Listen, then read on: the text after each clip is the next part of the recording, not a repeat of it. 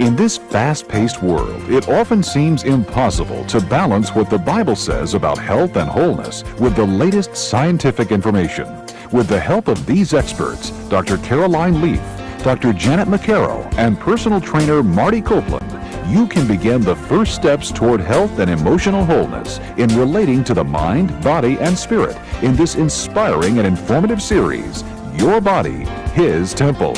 Now, let's join Dr. Caroline Leaf for Session 1, Your Amazing Brain. It's great to be here with you tonight, all the way from South Africa. I was here in April and I loved it so much that I came back. In front of me here, I have got two brains. This is the female brain and this is the male brain. It must be because that's pink and that's grey. But actually the male brain's bigger than the female brain, and it's not anything to do with them being more intelligent, because it's not about size, it's about connections.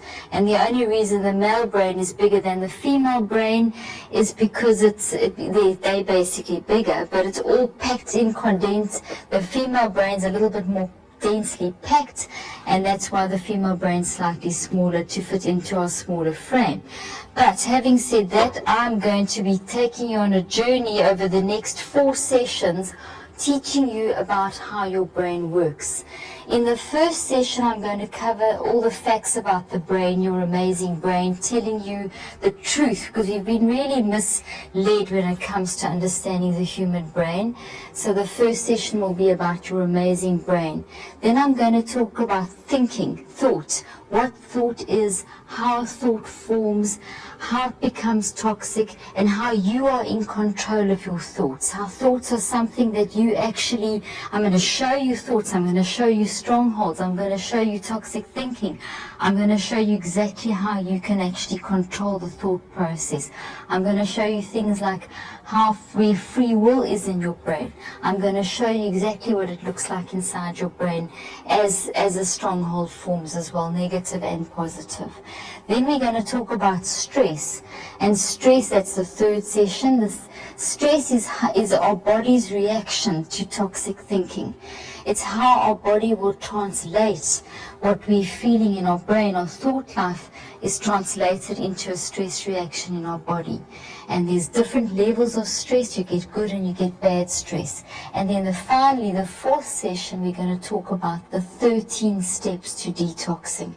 So I'm going to build you up through giving you knowledge about the brain, about how thought forms, how it becomes toxic, the stress reaction to toxic thinking, and then I'm going to leave you with 13 steps on how to actually detox your brain, which is really important, so you'll know how to actually go and apply these things. To make it easier, I'm going to go through, use a lot of slides to help you to understand all the different things that I'm going to be telling you. But just to start off with, Galileo had a great mind, Einstein a genius mind, Newton an extraordinary mind, Bill Gates a brilliant mind, you and me, never mind, we've got the looks. So now you can de-stress, because the minute people see a brain and look at a brain and hear about the brain, they think they can't understand the brain. But if you can work your cell phone, you can work your brain. So at the end of this series, you'll be able to understand a lot more about your brain. And as we go through the steps in life and progress through life, having a really clear vision of how your brain works is incredibly helpful in understanding who you are and how you fit into the world. If you could put your 2 fists together, that is the size of your brain. Your brain takes 18 years to grow, so it's actually not very big if you think of it. It weighs around 3 pounds in a female, around 3.5 pounds in a male, and it takes around 18 years to grow. So that means that when you are born, your brain is a baby. It's not fully mature until the age of 18, which means that we need to really look after our children and watch what we're doing until the age of 18, because they do not have the brain structures in place to make wise decisions until they're 18. Therefore, that's why we should be guiding our children children all the way through, as it says in the Word of God. Standing up, sitting down, lying down, all the time we should be guiding our children. So your brain basically at birth is a small little tiny brain, and it grows for 18 years. And as it grows, it matures and gets more and more involved. And that process I'm going to be explaining to you as we go through these series.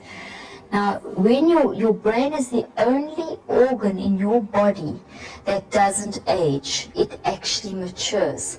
Now, maturing means getting better. So therefore, the oldest person in the room here tonight and the oldest person watching me tonight has got the wisest brain. So some of the most recent research has told us that we've been led to believe that as you get older, your brain actually gets worse and that nerve cells die. I'm sure you've all heard that.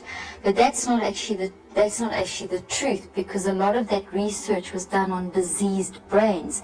So the good news is that the older you get, the better your brain gets. So with maturity and with use, with correct use, your brain should get better and better.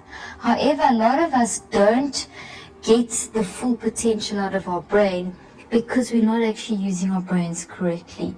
And what they found is that 95% of people worldwide do not know how to use their brain. Only around about 5% use their brain correctly, and of those 5%, they say around about 3.5% will go on to some form of tertiary education, and of that 3.5%, around about 1% will actually successfully complete their tertiary education and go on to be a success in life spiritually, financially, emotionally, etc. Which means that of the 6.7 billion people that are on the planet, we only have around about 60 million people out there that are actually succeeding and using their brains correctly. That is a crazy statistic. If 1% of people out there are using their brain, that means that 99% of people are not using their brain correctly. However, according to the research on the brain, and I've spent 25 years researching the brain now, according to the research, it should be the other way around. Only around about 3 to 5% of people have genuine pathological problems that will inhibit their potential from developing.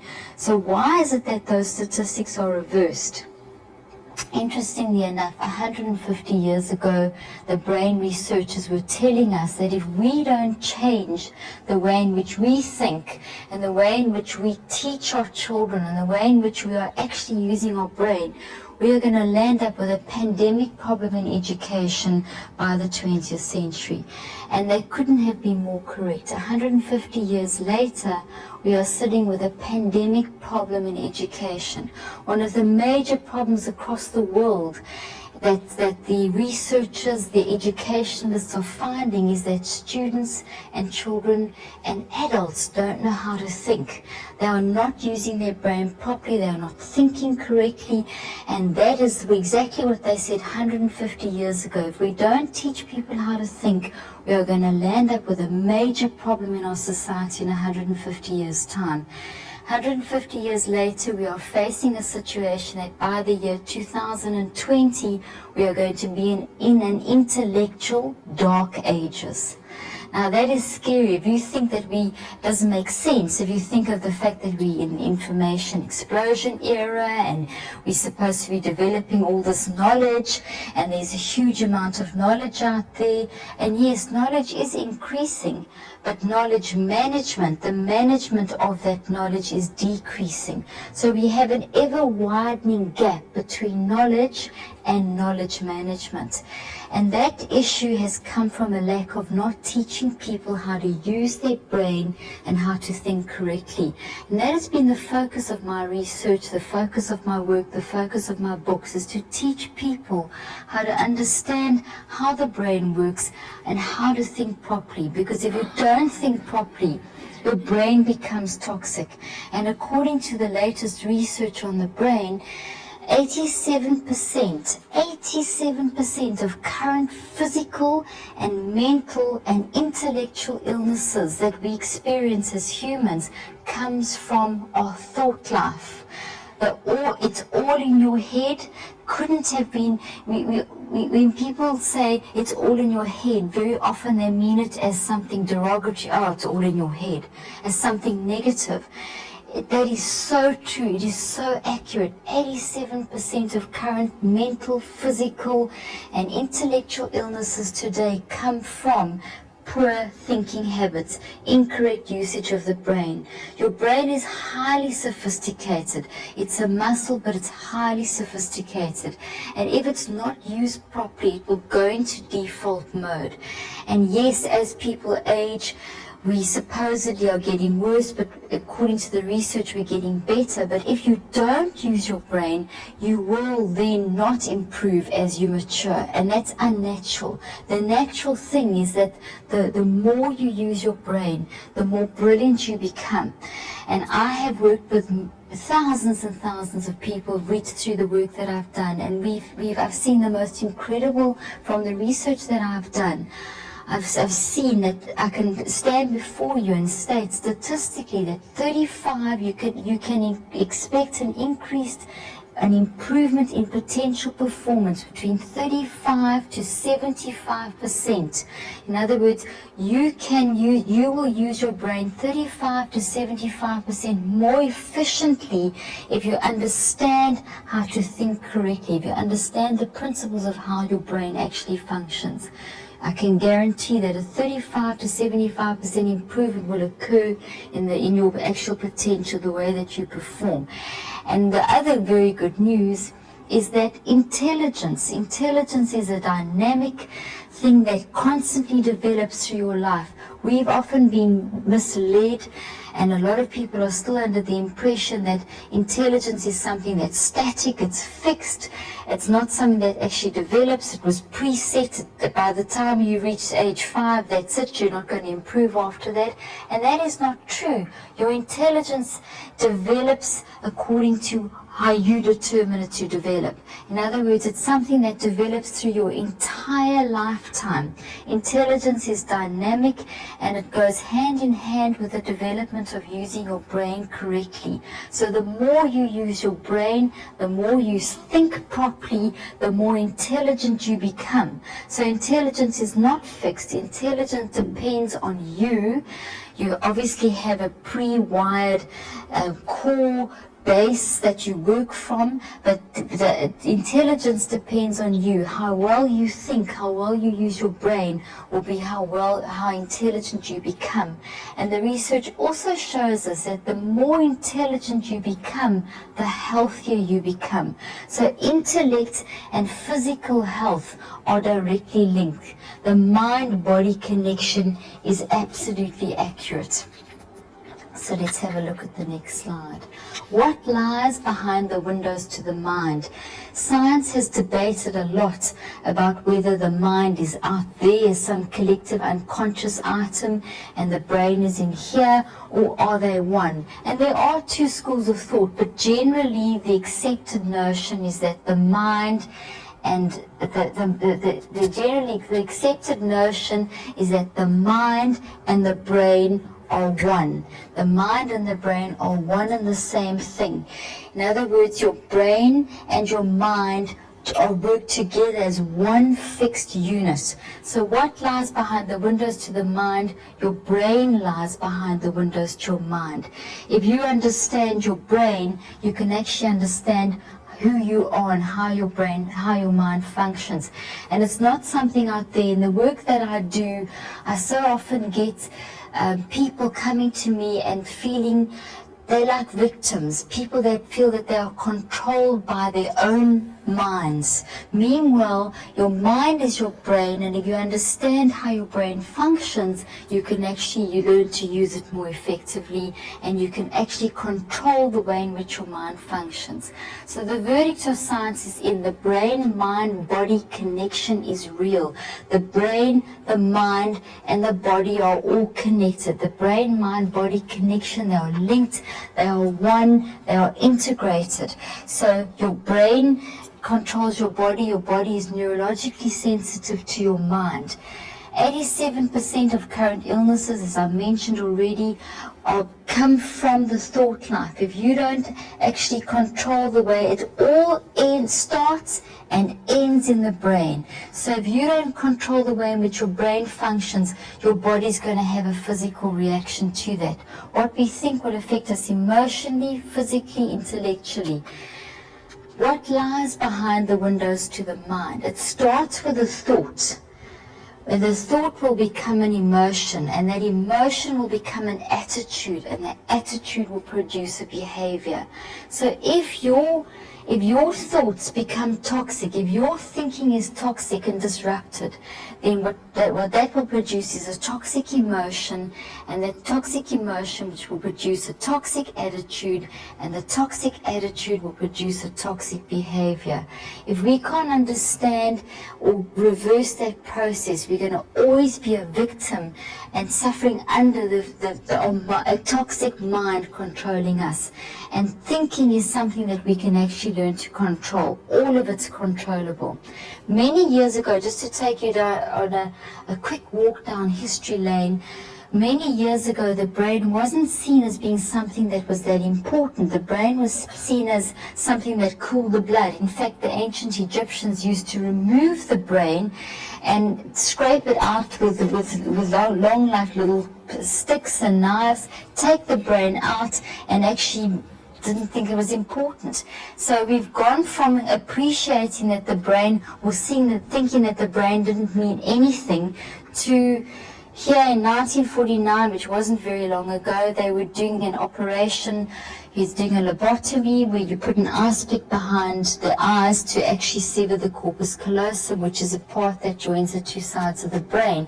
Now that 1949 is not that long ago, and if you have a look at this image, you'll see that they're not wearing gloves, they're not wearing masks. So not that long ago, they were doing this kind of operation, which is completely against what we would the whole natural functioning of the brain. So we've gone from seeing the brain as something that cools the blood to something that actually was something that controlled the seat of the soul, that was something that was important, to something that people felt that they could actually fiddle with to actually change the person's behavior. This kind of operation was done for severe epilepsy, severe depression. Fortunately, this kind of operation is not done anymore. Now, to teach you the truth about how your brain functions, because most of us have been led to believe that there's certain misbeliefs. Whenever I teach about the brain, I always find that people have certain misunderstandings about how the brain actually functions. Now, you've got a left side and you've got a right side of your brain. Most of us have been led to believe that the left side is our logical, linear, analytical, scientific side. Am I right? Most of us believe that. And the right side is our creative, holistic side sees the big picture, is the arty kind of side. So the academic versus the more arty side. Now that is completely and utterly incorrect. If you have a look at the puzzle that I've got up on, the picture that I've got up on the screen over here, you'll see if you look closely that it's a puzzle. Now, initially, as you looked at it, when I put it up on the screen, you would have seen that it was a picture, a photograph. It's actually our eldest daughter. We have 4 children. I use this with permission. She was 18 months then. She's now 16. So now this photograph over here is a puzzle. As you look at that, you'll see the big picture of the puzzle. But if you look closer, deeper, and you start letting the puzzle pieces penetrate into your mind, you'll see that you start looking at the detail to the big picture to the detail. And if you think of how we build a puzzle, what do you do with a puzzle? You take out the big picture and you put it somewhere, then you sort the colors and you sort the corners, and then you take the detail, big picture, detail, detail, big picture, and so you build the puzzle until you've completed it. Now that is exactly how the brain actually works. The truth about your brain is not that the left side is academic and the right side's creative. That's completely unscientific, completely inaccurate, and has led to this pandemic problem that we currently have today, where people can't think and where they have toxic minds producing toxic emotions, producing toxic attitudes, and producing toxic behavior. Part of it stems from the fact that we have had this misunderstanding that the left is academic and the right's creative. The truth about your brain is that both sides of your brain do everything. The left side works from the detail to the big picture, and the right side from the big picture to the detail. So if you are thinking of that, if you think of the concept of a puzzle, you're working from the big picture, detail, detail, big picture. In every single thing that you do, whether you are doing a mathematical calculation, whether you're speaking like I'm speaking now, listening like you're listening now, doing some creative painting, working in whatever environment you work in, both sides of your brain are involved in every single one of those activities. So both, if you're doing maths, the left and the right side do it. If you're doing art, the left and the right side do it. But the left side works from the detail to the big picture, and the right side works from the big picture to the detail. And what we have to do is integrate those two perspectives together, detail to big picture to detail. Let me give you a simple example. If I say 2 times 2 equals 4, that would be how the left brain would process that simple calculation. Left side is detail to big picture.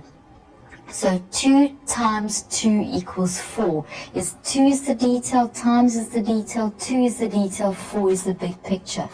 At exactly the same time, your right side of your brain will be processing that as 4 equals 2 groups of 2. See, 4 is the big picture, 2 groups of 2. Slightly different perspective, but it's gone from big picture to detail. Now, in order to be able to understand times tables, children, when they're learning that at school, they have to understand that 2 times 2 equals 4 is the same as 4 equals 2 groups of 2. They have to bring those two perspectives together. And if you don't bring those two perspectives together, you're going to have toxic thinking. So in other words, what we want to have is the two sides of the brain working together in harmony and in synergy together. So in other words, you've got a left side and you've got a right side. Left side will be detail to big picture, right side big picture to detail, and the two sides of the brain have to work together. How they work together, I'm going to tell you in a moment. But what happens is that if you don't think correctly, and if you have been exposed, like all of us have been exposed, to the current way of thinking, your brain's not going to be in harmony. It's going to be operating like this. In other words, we're going to be shifting between detail to big picture to detail, detail to big picture to detail. And that out of harmony pattern makes the brain shift down into default mode.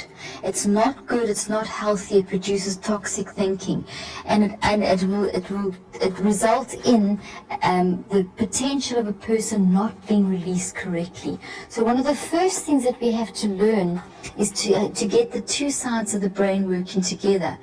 Now, I spent 11 years researching thinking to find that thinking was 3 things. I'm going to be explaining a lot about thinking as we move along in this series. But the only way that you can get the two sides to work together is through thinking. So you need to learn how to think again. You may think that you're thinking, but I'm going to teach you exactly how to think and to get the two sides of the brain working together.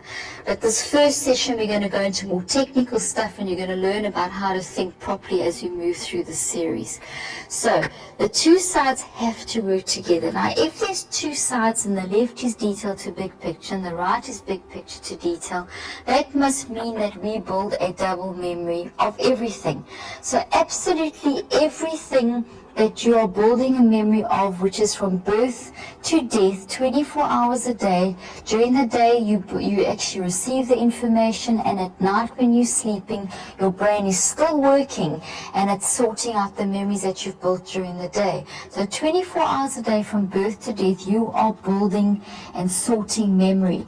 But you build a double memory of everything. On the left side, you're going to build a memory detail to big picture, and on the right side, big picture to detail. If you're going to be functioning in a non-toxic way, then the left side and the right side need to be working together, because until you understand that 2 times 2 equals 4 is the same as 4 equals 2 groups of 2, you are never going to be able to do tables. In other words, you have to have both perspectives come together in order to fully be able to actually understand and apply that information in order to get wisdom. Wisdom only comes when we get the 2 sides of the brain working together and thinking properly, which will bring wisdom in. So now, this brain of yours that weighs 3.5 pounds is made up of different structures. Now, it fills up the skull. It's got 4 different lobes, the parietal, frontal, occipital, and the temporal lobe, and each of those performs a different function. We're going to go into those functions in a lot of detail as we move through the series. But I want you to understand now what your brain's actually made up of. Your brain is made up of nerve cells. So if you have a look on my right, you'll see a nerve cell over there. The top, you'll see the blue part with little things spiking out of it. Those are called dendrites. Those are incredible structures. At the moment, while you're listening to me, you are growing dendrites. If you weren't growing dendrites, you wouldn't be able to process anything that's gone on here this evening already. You wouldn't be able to take in any information. You wouldn't be able to function, because those little blue sparky things called dendrites are the things that will grow to accommodate the new incoming information. Your brain performs 400 billion actions per second, of which you are conscious of 2,000.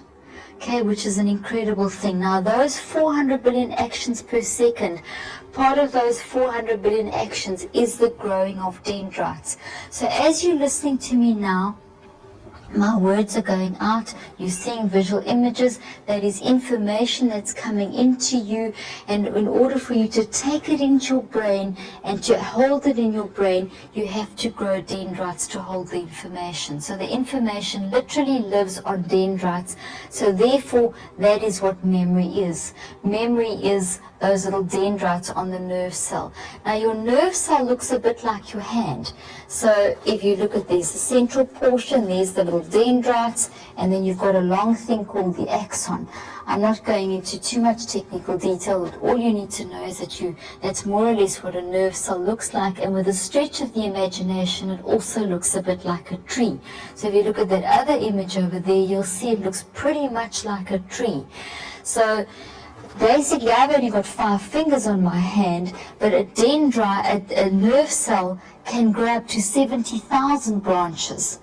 Now, if you think of it like this, you are growing dendrites for everything that you hear at 24 hours a day. Okay, but night time you sort them out.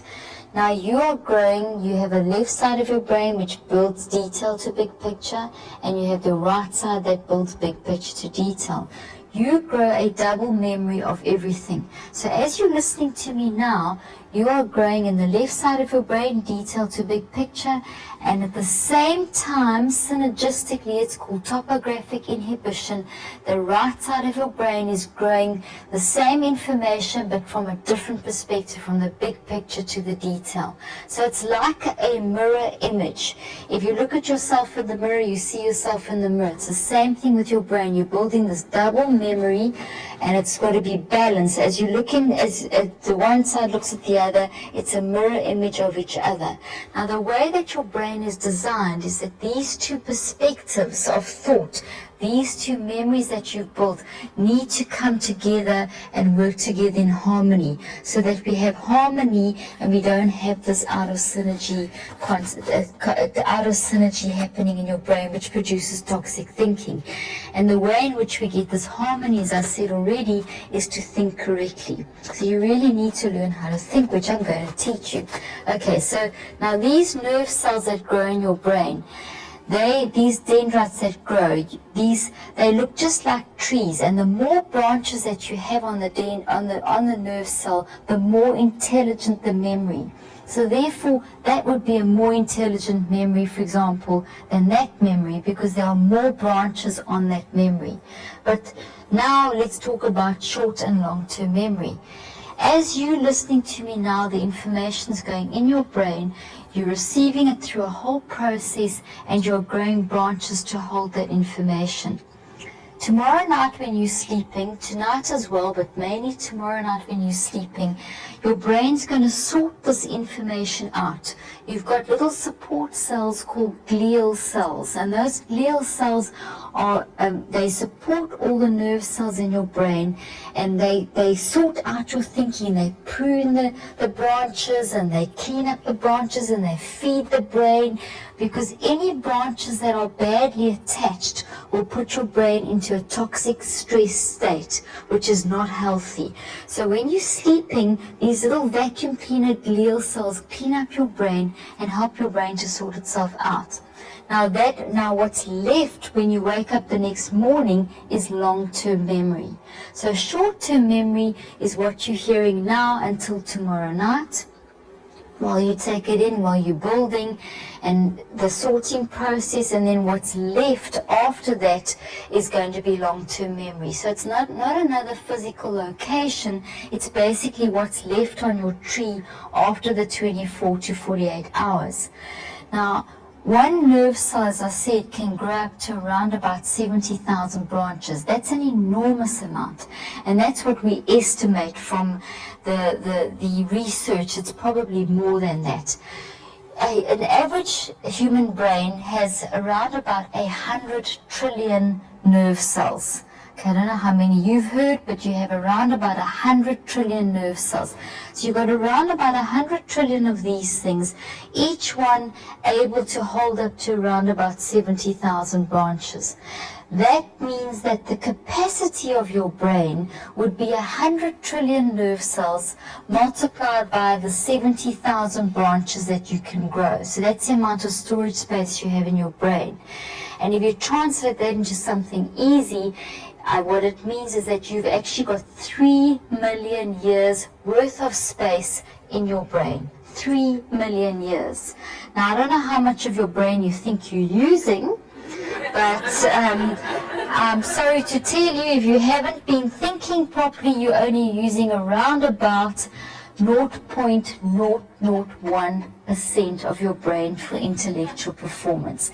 Less than 0.001% of your brain for intellectual performance.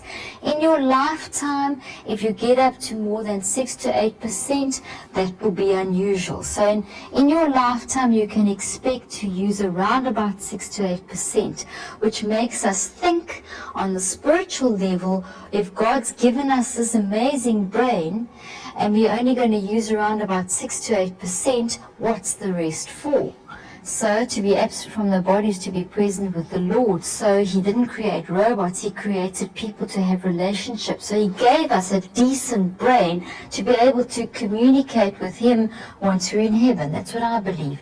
But we need, because it's impossible in your lifetime for you to use more, 6 to 8, maybe 10% of your brain for intellectual performance. There just isn't enough time. So what does this all mean? Basically, this is what it looks like inside your brain. All those nerve cells, these 100 trillion nerve cells, as you're listening to me now, you're building on the left side detail to big picture, on the right side big picture to detail, and if you're thinking very hard and thinking properly, the two will be integrating detail to big picture to detail, and you'll be forming and growing a good memory. Now this is what it looks like inside your brain. It's not spaghetti and meatballs, it's your brain. Okay? And all the little blobby parts, those are the cell bodies. And then the thick branch, like this point over here, that would be dendrites. And this one over here would be an axon. So basically what you have here is a minute portion of your brain magnified many times to show you what it looks like in your head. That is memory. What you're looking at there is memory networks.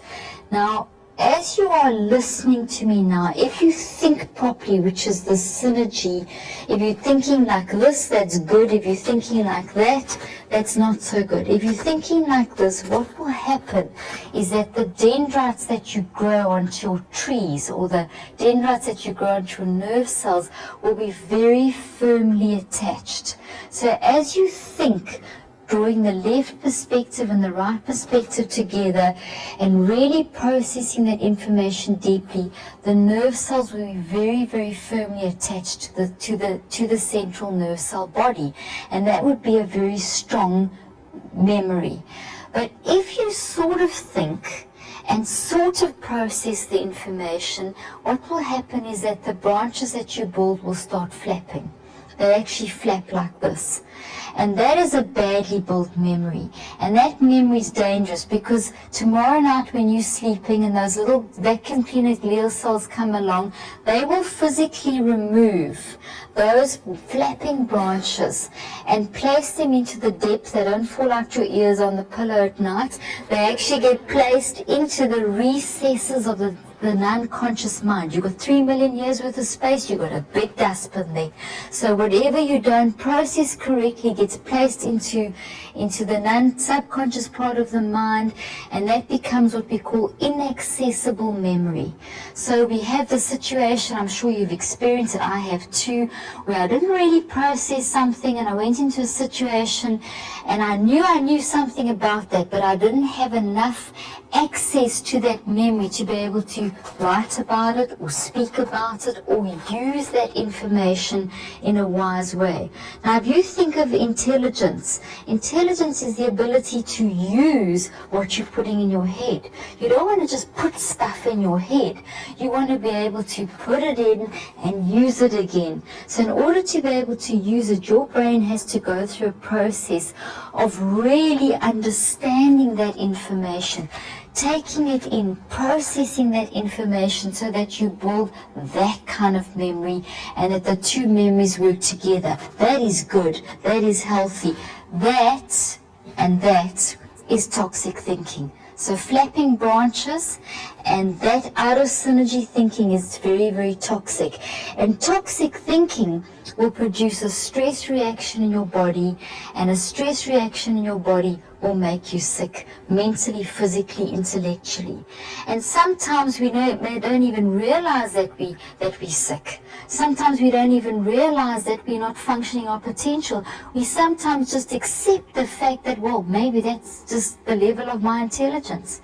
I stand before you today and I tell you that there isn't one single person on this planet who isn't gifted. Every single person is gifted. God didn't make any mistakes. He created you in His image. So if you think of His image, if you're created in His image, then that means that you have an incredible brain, and all you need to do is find out how to use it. And it's a life from the pit of hell. It's a life from the enemy that we have been misled about the way that in which we can use our brain. Because if people use their brains correctly, they are happy, they are healthy, they are out there, they are prosperous, and people will turn around and say, I'll have what she's having. I'll have what he's having. Okay? Because they want to be like you. But if we're walking around under that depression, that anxiety, that worry, that stress, if we're walking around under those burdens, people won't look to us and say, well, what is it about that person that's different? We should be walking around there in control. And if your brain is working like it should, you feel fantastic. You look fantastic. You feel physically good. And you can get out there and do what God has put you on this earth to do. That's to draw people into His kingdom. People are not drawn to sick, depressed, tired, and anxious people. People are drawn to people with life. And that's what happens when you use your brain. The research has proven. Take away from the spiritual side, look at the pure scientific side. If you use your brain properly, you're a happy, healthy person. The move today in medicine is not just to give people medication. Yes, it happens, but it's also to fix their brains. There's a lot of doctors out there. There's a lot of whole wellness clinics that are working with cognitive behavior therapy or working with get the mind right alongside the medication. Otherwise, the medication is not going to work long term anyway. So it's important that we balance the two. Now, this is just some more slides of what it looks like inside the brain. This over here would be, that over there would be a very good strong memory, and over here we have a glial cell, so that's the cleaning up cell that will go in and prune all of these little flapping branches. So as you're building those memories, if you don't build them properly, as I said just now, you're going to have these flapping branches. When you have flapping branches in your brain, this is really unhealthy. It puts your brain into a stress mode, and your brain will start releasing stress chemicals. It'll start going into a stress state, which will impact on your intellectual and physical health. So those glial cells will go there and physically remove those branches. Now, if you have to prepare for a maths exam, for example, the next day, and you haven't processed your information, and your information's like this, those glial cells are still going to remove them. So you might think that you have this on your brain, but the chances are that you have that when you go and write the exam. So if I take you back a slide or two, you may listen, you may go into the exam situation, or the day before you go and learn your maths or your biology or your history or whatever it may be, and you build all your memories, but if you didn't process it correctly, those branches will be there, the information's there, but if it doesn't settle down and stabilize, the chances are that you will lose up to 35 to 75% while you are sleeping. But you don't know until you're in the exam. So you go into the exam thinking you've got that, but meanwhile you're sitting with that, and you only see it, it's gone into the dustbin, so you have recognition memory, but you don't have accessible memory. And that comes, and this is what's happening so much with students today. We work with students, thousands of students, and what happens with students, and if we're all honest, we've all done it, we cram learn. So we take that information and we cram it in 2 or 3 days before, we read it and we regurgitate it, and we don't really think, because your brain is sophisticated enough to be able to take information, and through a bit of repetition you can actually get it in your brain. But the problem is you're going to build this, and that's unhealthy. It's just not every time you don't think properly, you are actually putting yourself under physical stress and intellectual strain. So it's really bad that students develop bad learning habits. It's really important that you teach children from very, very young how to use their brain properly. We've worked with children as young as 3, and my oldest client, and I love the story, was a gentleman of 78 who was a pilot, and his eyes were failing him, so he decided to go back and study again, and he wanted to become a chartered accountant. So at the age of 78, he went back into the field of studying, became a chartered accountant. He did a study course with our organization, and at 84 he qualified as a chartered accountant. Now that's what we should all be doing. The more you stimulate your brain, the more you develop your thinking skills, the more you're going to grow these branches, the more sophisticated your brain's going to become. There's no limit to what your potential will be in terms of using your brain correctly if you're thinking properly. So you want to basically make sure that you don't lose memories. So if you don't build your memories correctly, you can lose up to 35 to 75% of information while you are sleeping. So if we move on, this is also what it looks like inside the brain. Now we call the nerve cells, these nerve cells in the brain, we call them magic trees of the mind because they look like trees. Now that is an actual slide of what it looks like inside the brain. And you can see it looks like trees, it looks like a forest. And if you have a look at that one down there, that's a nice strong memory, that's a good memory, that's a strong memory, that's a memory with lots of branches. What they've done is they've done research where they've taken obviously dead people, and they took one fifth-year medical student who had died, and they took a person who was a school dropout of exactly the same age, and what they did was they examined their brains, and what they found was that the school dropout had lots of this kind of pattern in their brain, but the university student had lots of that. So the evidence is that as you think and stimulate and learn, you're going to build a lot of that in your brain. And that is excellent because the more of those you have in your brain, the brain works in such a way that the more you stimulate it, the better it gets. It matures with age. Maturity implies getting better with age, and that's what your brain will respond to. The more you use it, the more you get those branches, nice, thick, stabilized branches, the more intelligent you actually becoming. Now that self-same memory over there, that could also be a toxic thought. So it could be a wonderful memory of information that you need to enhance your life, but it could also be a very strong memory of something negative. And that's what we would call a toxic or a negative stronghold.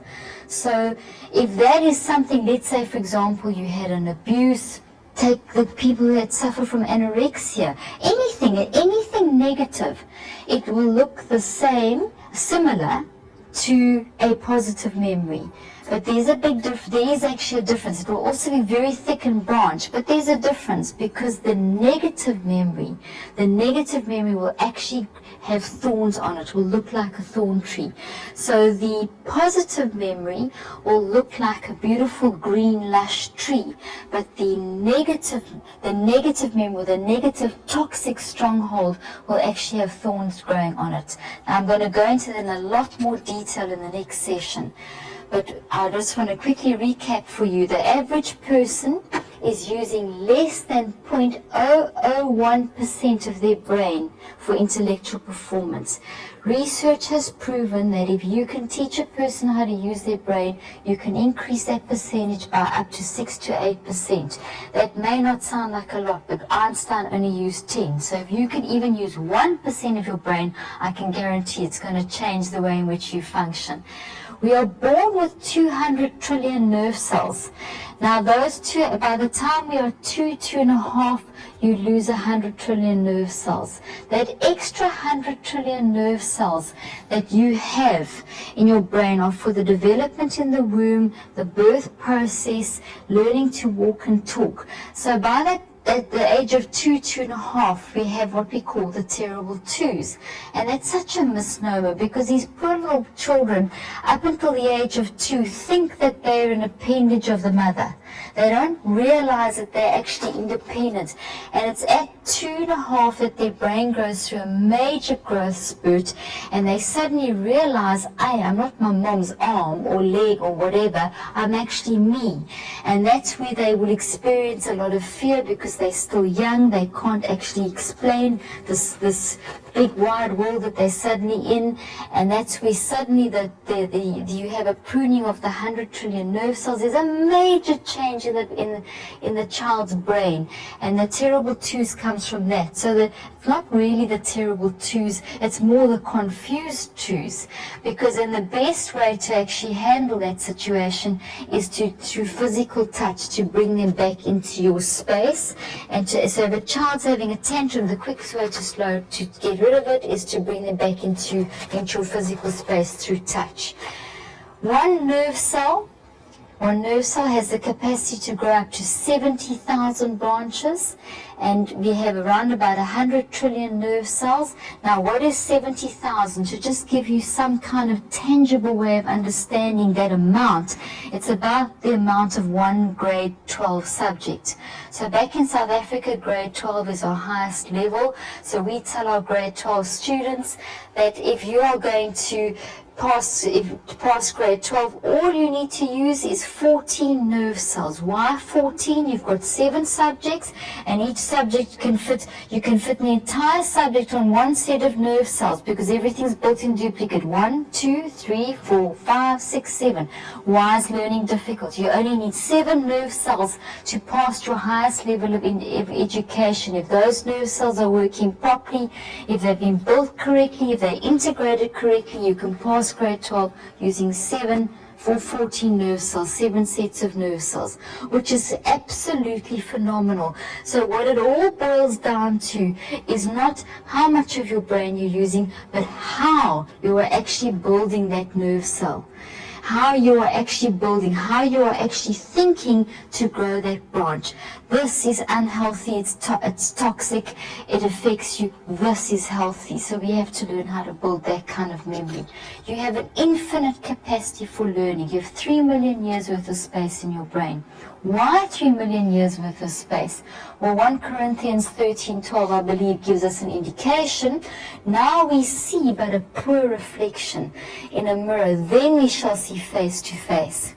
Now I know in part, then I shall know fully, even as I am fully known.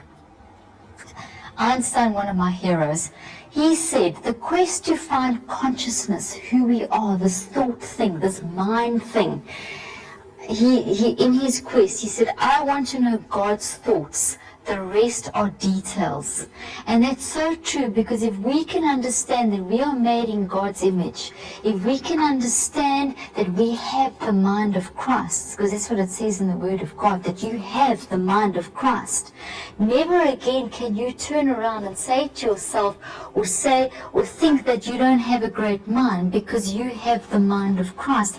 You were created in God's image. So what we need to do is be on a quest to understand what are God's thoughts.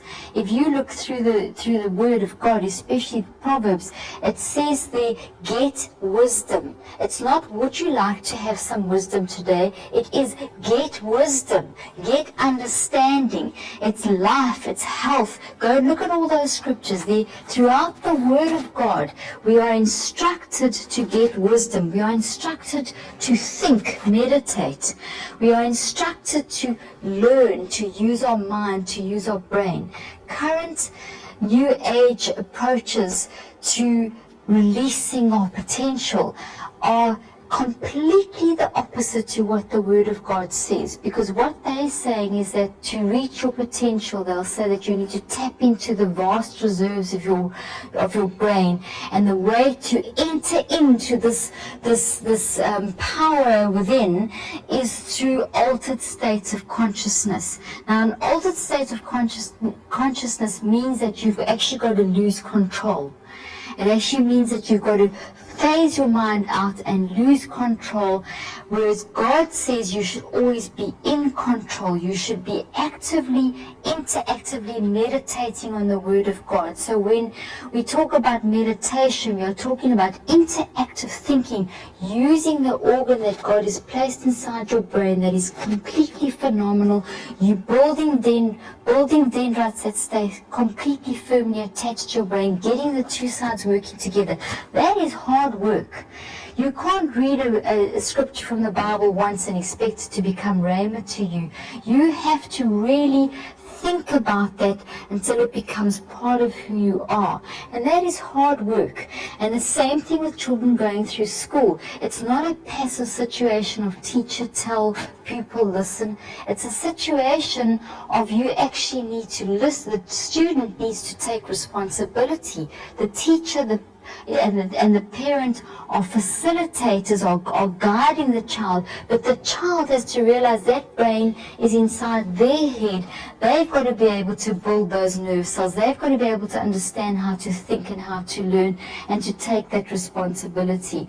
Because as soon as we pass the buck, as soon as we start letting others do the thinking for us, we're going to actually have a problem. So what we need to do when we look for, when we in determining or trying to understand the thought process, we need to realize that it's a process of taking responsibility. It's a process of understanding that I need to get the two sides of my brain working together. I need to be able to build memories, from left side detail to big picture, right side big picture to detail. I need to think hard in order to be able to attach those dendrites firmly. I need to be able to think and constantly develop my mind so that I can grow lots and lots and lots of nerve cells on the tree. And in doing that, I'm going to be using my brain more and more and more effectively, becoming healthier and healthier and healthier. Last thing I want to explain to you is that the last sort of biological fact, there's many biological facts, but for now, for you to understand, I've been going on about the two sides of the brain being able to work together, that they have to work together, and that the only way to get them to work together is through thinking. Now, inside the middle of your brain, you have a structure over here that joins the two sides of your brain. It's over there in the middle of your brain. It's called the corpus callosum. The corpus callosum. It's about the size of your this size, half of your thumb. But it's one of the most important structures in the brain. And the reason I say it's one of the most important structures in the brain, because that is your thinker.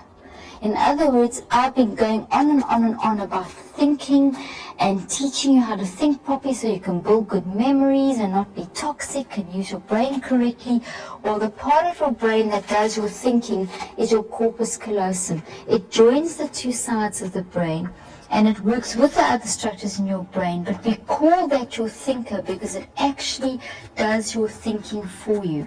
Now, I said earlier on that I spent 11 years studying thinking, and thinking is three things. So let me leave you with this, and we're going to explore this in a lot more depth in the next session. Thinking is three things. Thinking is to ask, answer, and discuss. When you ask, answer, and discuss, you are making that corpus callosum come alive. You are literally switching on your brain. That corpus callosum is directly under your control. And it's like it's the soul. And it's literally under your control. And as you think, ask, answer, discuss, ask, answer, discuss, ask, answer, discuss. As you go through that process, you switch your brain on into another completely higher mode, the mode that it was designed for. And when your corpus callosum works, it brings the two sides of your brain together in synergy and in harmony. And we get this happening and not that happening. When the corpus callosum is working properly, you're going to get that kind of thing and not that kind of thing happening. So my challenge to you at the end of this first session is to really start learning how to think and really start learning how to use your corpus callosum.